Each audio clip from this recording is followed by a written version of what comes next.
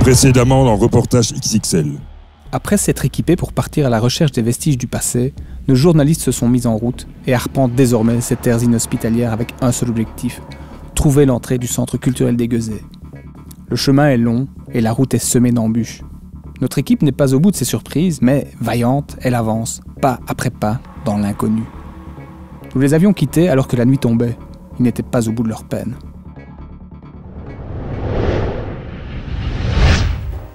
Au soir, j'ai ressenti une grande fatigue de toute l'équipe, surtout de la part de Jean-Pierre, qui ne retrouvait jamais sa brosse à dents.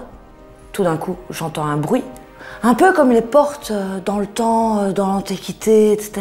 Un bruit sourd. Mais finalement, nous nous sommes endormis comme des petits lions.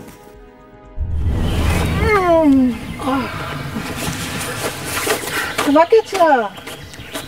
Oh, Faudra être en forme, hein? t'es explosé, toi.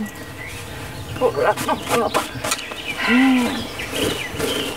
Il n'y a pas de café, évidemment. Le bivouac n'a pas été de tout repos. Les conditions sont difficiles. Clairement, notre équipe est fatiguée, mais elle reprend la route, vaillante. Se frayer un chemin jusqu'à l'entrée du centre culturel n'est pas une mince affaire. C'est une longue marche. Non seulement les distances sont énormes, mais en plus, une marche dans l'inconnu.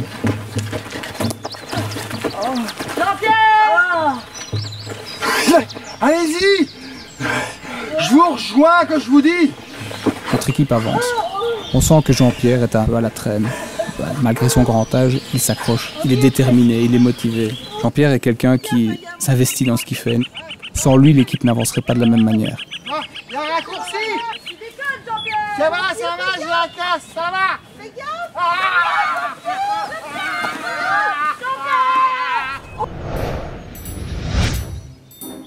Et là, il est tombé. Alors je lui ai dit, Jean-Pierre, qui fait le malin, tombe au ravin. Tout le monde a bien ri. Allez, tirez! Hop, hop!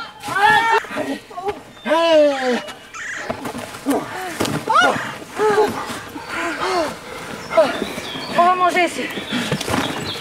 Nous voyons sur ces images que cette pose, ils la font au pied d'un arbre dont j'ignore l'espèce. Mais c'est sans doute un arbre millénaire. Il est accueillant, chaleureux. C'est le roi de la forêt.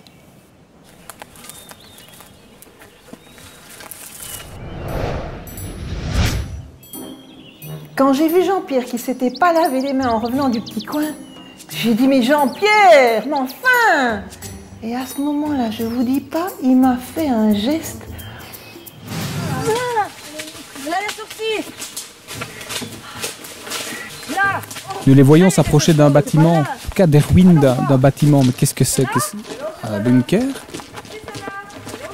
D'après nos outils, d'après le GPS, il s'agirait là de l'endroit où se situe l'entrée du centre culturel. Encore faut-il la trouver.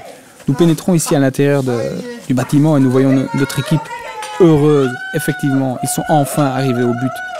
Nous les voyons scruter autour d'eux, chercher une entrée qui n'existe peut-être plus.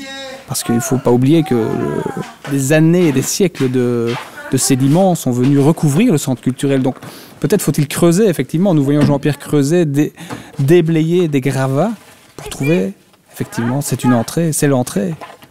Notre équipe met ses baudriers, prépare ses cordes et soulève ce qui semble être l'entrée du centre culturel.